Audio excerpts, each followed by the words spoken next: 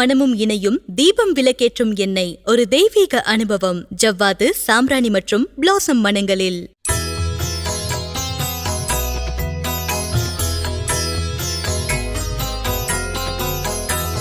சக்தி விகடன் நேயர்களுக்கு அன்பு வணக்கம்.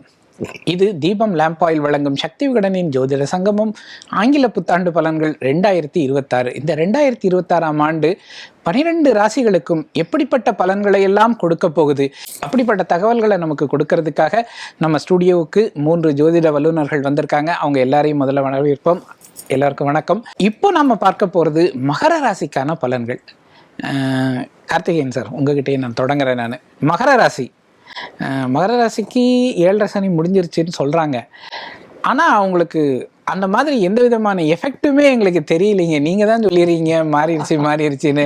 இன்னும் நாங்க திண்டாடிட்டு தான் இருக்கிறோம் அப்படின்னு சொல்லி நிறைய மகர ராசிக்கு இந்த ராசி பலனை உட்காந்து அவங்க சுவாரஸ்யமா கேட்பாங்களான்னு கேட்க மாட்டாங்க. நல்லா பாருங்க, ஹனுமத் ஜெயந்திங்கிறது நமக்கு மார்கழி மாசத்துல அமாவாசை திதி மூல நட்சத்திரம். சிவன் ராத்திரின்னு ஒன்று வருது, மகர சங்கராந்தின்னு ஒன்று வருது. ஏன் இதெல்லாம் ரொம்ப நோட்டபுளாக சொன்னாங்க? சூரியன் உத்தராயணம் தட்சிணாயணம்னு 2 பாதையில் போவார். இந்த சூரியன் மகர சங்கராந்திங்கிறது மகர ராசியில் அவர் அடியெடுத்து வைக்கிறது தான். அங்கேருந்து உத்தராயணம் அந்த காலம் வரும் வரை மகர ராசி நேயர்கள் பொறுத்து இருக்கணும். கிரகங்கள் தன்னோட பிடியிலேருந்து விடுவித்தாலுமே சூரியன் தான் அந்த அனுகிரகத்தை கொடுக்க முடியும். மகரம் இந்த வருடம் நிச்சயமாக சிகரம் தொடும். அதே மாதிரி சிவன் ராத்திரிக்கு அப்புறமேலே எதிர்பார்த்துக்கிட்டு இருந்த பொருளாதார ஆதாயம், என்ன ஃபீல்டில் நம்ம ஸ்ட்ரகிள் பண்ணோமோ, எதனால் நம்ம அந்த 7.5 சனியினுடைய பாதிப்பெல்லாம் அனுபவித்தோமோ, ஒரு பஞ்சாயத்தில் கை கட்டியாவது பதில் சொல்ல வேண்டிய நிலைங்கிறது இருந்திருக்கும்.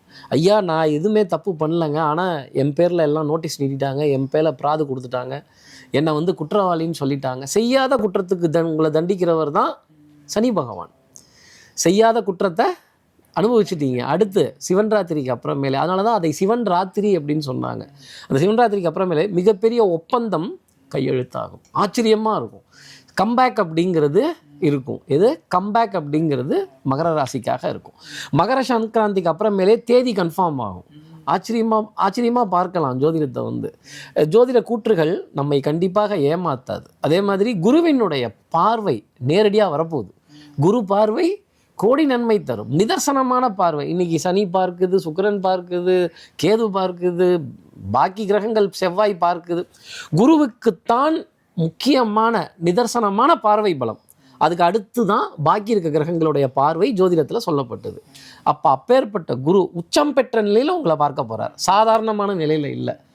அப்போ என்ன வரும்? குருன்னா என்ன? தனக்காரகன், குடும்பக்காரகன், பொன்னன், ஏழை அந்தணன், வசிஷ்டம், எத்தனை காரகத்துவம் பாருங்க குருவுக்கு.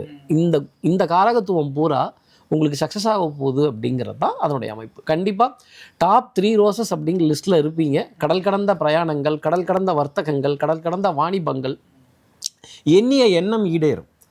எதிர்பார்த்துக்கிட்டு இருக்கக்கூடிய விஷயங்கள் டக்குன்னு கைகூடும். திருமணங்கள் கைகூடும். காதல் திருமணங்கள் கைகூடும். விருப்ப திருமணங்கள் பெற்றோர்கள் அங்கீகாரத்துடன் நிச்சயிக்கப்பட்ட பெண்ணை விடிய ஃபோனில் பேசி கூட காதலித்து திருமணம் செய்து கொள்ளக்கூடிய அமைப்பு. இந்த லவ்ங்கிறது சக்ஸஸ் ஆகிறது எங்கன்னா குரு பார்க்குறப்ப தான். அதனால தான் குரு பார்வைக்கு அப்படி ஒரு மகத்துவம் அப்படின்னாங்க. ஓகே மேடம், நீங்கள் சொல்லுங்கள்.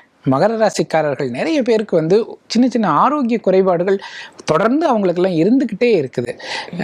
இதெல்லாம் 2026 விலகிடுமா? அவங்க என்ன எதிர்பார்க்கலாம் 2026? முதல்ல இந்த ஆரோக்கிய குறைபாட்டுக்கு பார்த்தீங்கன்னா சார், சந்திரன் அவளுக்கு சனி வீட்டில் இருக்கார். அதனால எப்பவுமே இந்த வாதம் பித்தம் கபம் அப்படிங்கிறதுல இவாளுக்கு அந்த வாதமும் கபமும் அதிகமா இருக்கும் உடம்புல. அதனால 365 டேஸும் ஏதாவது ஒரு உடல் ஆரோக்கிய குறைபாடு இருக்கும். அவன் அதை எப்படி யோகா பண்ணி சரி பண்ணிக்கிறாளா இல்லை நேச்சுரோபதியில் பண்ணிக்கிறாங்கிறது ஒவ்வொருத்தருடைய இது. கும்பராசிக்காரர்களுக்கும் சரி மகர ராசிக்காரர்களுக்கும் சரி ஆரோக்கிய குறைபாடுகள் இருக்கத்தான் செய்யும். இந்த வருடம் இந்த 2026 கார்த்திகேயன் சொன்னது போல மகர ராசிக்காரர்களுக்கு உண்மையிலேயே ரொம்ப நல்லா இருக்கும். அதுவும் வேலை விஷயத்துல இது வரைக்கும் எவ்வளோ மனசு கஷ்டப்பட்டாங்களோ அவங்களுக்கு விருப்பப்பட்ட இடத்திற்கு ஒரு டிரான்ஸ்ஃபர் கிடைக்கிறது. இது வரைக்கும் குடும்பத்தை விட்டு விலகி இருக்கிறவங்க, ஏன்னா இவங்களுக்கெல்லாம் 2ஆம் இடத்தில் ராகு இருக்கார், 8ஆம் இடத்தில் கேது இருக்காரு. ஸோ இந்த அமைப்புல வந்து பாத்தீங்கன்னா 3ல வந்து சனி. இந்த இதுல இவ்வளோ நாளாக வந்து அவளுக்கு 6ஆம் இடத்துல இருக்கக்கூடிய குரு எந்த விதமான முன்னேற்றத்தையும் கொடுக்காமல் ஒரு 4 படி ஏறுனா 40 படி இறங்குற மாதிரியே ஜான் ஏறுனா முளம் சறுக்குங்கிறதே இருக்கு. குரு பெயர்ச்சிக்கு பிறகு இந்த ஏப்ரல் மாதம் மே மாதத்துலேருந்தே அவளுக்கு கண்டிப்பாக ஒரு நன்மை வந்து காத்திருக்கு. ஏன்னா 3 குரு தான் 7ல் உச்சம் அடைகிறார். ஸோ இவங்க வந்து இது நாள் வரைக்கும் ஒரு சின்ன கார் வச்சுருந்தாங்கன்னா பெரிய கார் வாங்குறது, லக்ஸுரி அண்ட் கம்ஃபர்ட் வந்து அதிகமாகும், ட்ராவல் நிறையா இருக்கும். ஸோ ட்ரீம் டெஸ்டினேஷன்ஸ்லாம் இருந்ததுன்னா அதெல்லாம் அவங்களுடைய பக்கெட் லிஸ்ட்டில் இந்த வருடம் வந்து கண்டிப்பாக கனவுகள் நிறைவேறக்கூடியதாகவே இருக்கும். திருமணங்களும் அவங்களுக்கு சாதகமான திருமணங்கள்.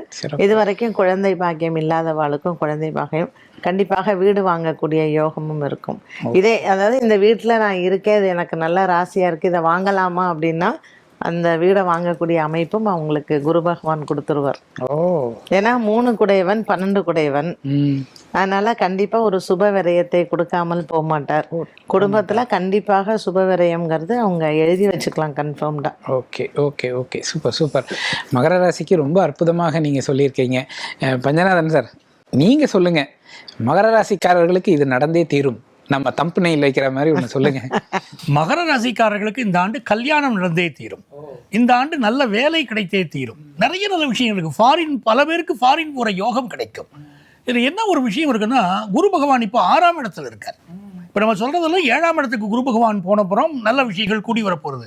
6ஆம் இடத்துல குரு பகவான் இப்போ இருக்கிறச்ச கடந்த 2025லேயே பல குடும்பங்களில் வந்து இந்த மகர ராசி மகர லக்னத்தில் பிறந்தவர்களுக்கு கூட வீட்டில் ஒரு மருத்துவ செலவு ஏற்கனவே ஏற்பட்டிருக்கும்.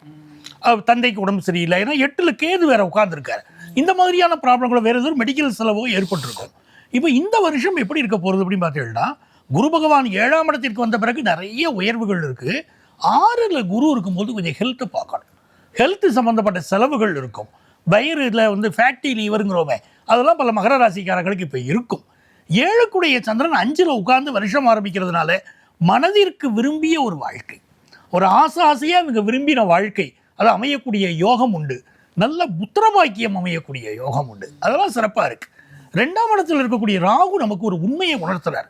நீ நிறைய ஆசைப்படு, எவ்வளவு ஆசைப்படுறியோ அவ்வளவு அந்த உழைச்சேனா வாழ்க்கையில் முன்னேறலாம் அப்படின்னு இந்த ஆண்டு முழுக்க ஞாபகப்படுத்திகிட்டே இருப்பார். ஸோ நிறைய ஆசைப்படணும், நிறைய உழைக்கணும். இவங்க சனி பகவான் 3ஆம் இடத்துல இருக்கார். அதுக்கு பேர் உபஜயஸ்தானம்னு பேர், ஜெயத்தை கொடுக்கக்கூடிய ஸ்தானம். இந்த ஆண்டு நல்ல இன்டர்வியூ அட்டன் பண்ணுவாங்க, நல்ல வேலை வாய்ப்பு கிடைக்கும், அதுக்கெல்லாம் யோகம் இருக்கு. புதிய வீடு மனை வாங்கக்கூடிய யோகம். ஏற்கனவே இருக்கிற வீட்டில் ஒரு வாஸ்து கோளாறு இருக்கு, இல்லைன்னா இந்த வீடு எனக்கு சரியில்லை, இந்த வீட்டை நான் விற்கணும், இந்த மாதிரியான எண்ணங்கள் பலருக்கு இருக்கும். ஏன்னா இவங்களுக்கு செவ்வாய் பாதகாதிபதியும் கூட. அப்படி இவர்களுக்கு இருந்த சிக்கல் இந்த ஆண்டு விளைகிறோம். சொத்து சம்பந்தமாக எந்த தடை இருந்தாலும் எந்த பிரச்சனை இருந்தாலும் இந்த ஆண்டு அது நிவர்த்தி ஆயிடும். அதே போல அரசு அலுவலகங்களில் பணியாற்றக்கூடியவர்கள் லஞ்ச லாவணிய வழக்குகளில் சிக்கிக்கொள்ளக்கூடிய ஒரு அமைப்பு இருக்கு.